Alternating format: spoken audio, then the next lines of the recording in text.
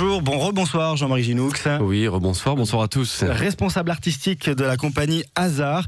Vous êtes le grand gagnant des Amoureux de la scène de 2009, on peut le dire, au théâtre du Chien qui fume, avec votre numéro de marionnette que vous aviez présenté au mois de novembre. Ouais. C'est vous le grand gagnant. Alors vous avez gagné quoi tout d'abord? Une résidence au théâtre du Chien qui fume.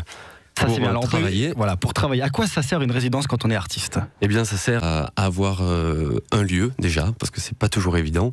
Un lieu, une scène, avec tout un équipement lumière et son, et aussi des techniciens, bien sûr. C'est mieux. Sans eux, le spectacle n'existe pas, on l'oublie parfois. Là, j'ai pu présenter environ 14 minutes d'un personnage qui s'appelle Zéphyr et qui est un balayeur. D'accord, donc tout en marionnette. Tout en marionnette. Le spectacle est absolument sans parole. C'est de la poésie visuelle. Quelle est la dimension de vos marionnettes? Ce sont des marionnettes à taille humaine. D'accord. Ce qui fait qu'elles peuvent être vues par... Des grandes salles, les Zéniths, ça marche aussi. Oui, bon, on n'en est pas là, Donc, spectacle de marionnettes. Qu'est-ce qui vous a attiré dans la marionnette? Oh, c'est une longue histoire avec la marionnette.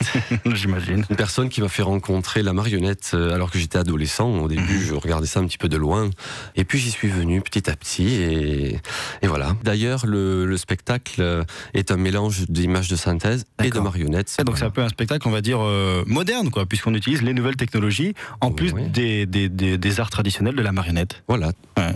Donc, maintenant, marionnettiste, avec donc, ces marionnettes à taille humaine. Alors, ça se manipule d'une façon un peu particulière, j'imagine. Surtout ce personnage de Zéphyr, puisque ce personnage est très très simple et il n'a de ce fait pas du tout de corps. Son corps est le mien. D'accord. C'est simplement une tête, des fausses mains.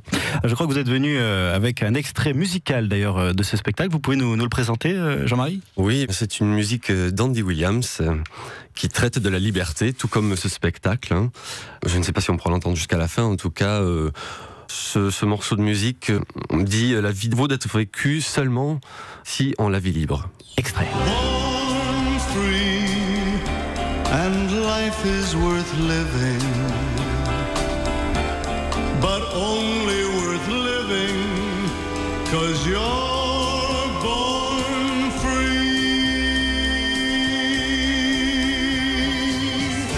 Andy Williams, c'est donc un extrait de la bande musicale du spectacle Magic Dust, parce qu'on n'avait pas encore dit le nom de ce spectacle. Donc avec vous, Jean-Marie Ginoux, vous êtes notre invité ce soir. Vous êtes le responsable artistique de la compagnie Hasard. Vous êtes le grand gagnant des Amoureux de la scène 2009.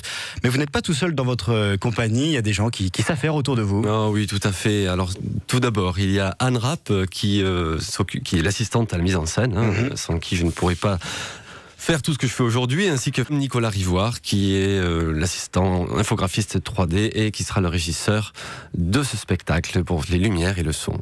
Voilà. Alors justement, puisqu'on parle un peu de technique de spectacle, comment est-ce qu'on arrive à mêler la marionnette, l'image de la marionnette, la vraie image de la marionnette, puisque c'est vous qui la manipulez, et les images en 3D, les films, les vidéos? Comment on fait? Eh bien, tout cela va se jouer donc sur scène à travers un écran transparent.